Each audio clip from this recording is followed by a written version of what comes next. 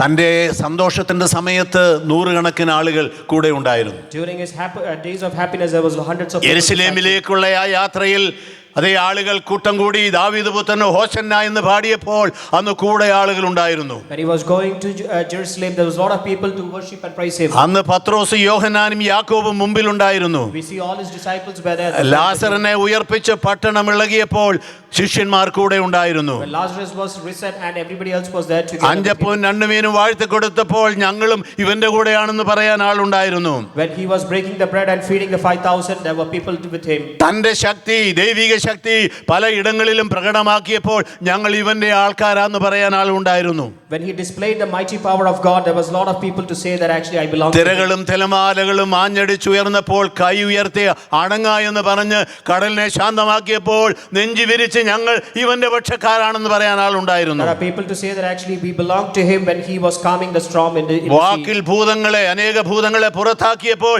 ഞങ്ങളും ഈ ഗ്രൂപ്പിൽപ്പെട്ടവരാണെന്ന് പറയാൻ ആളുണ്ടായിരുന്നു. When Jesus was casting away the demons, there was a lot of people said I belong to this same. എന്നാൽ ഇവിടെ മുഴുവൻ പാതാള ശക്തിയും ദൈവപുത്രനെതിരെ തിരിഞ്ഞ് താൻ ക്രൂശിൽ ആണികൾ അടിക്കപ്പെടുമ്പോൾ സ്വർഗം പോലും തനിക്ക് നേരെ മൗനമായിരുന്ന ആ രംഗത്ത് ആരും ഇല്ലാതിരിക്കെ 4 സ്ത്രീകൾ ആ ക്രൂശിനോട് ചേർന്നു.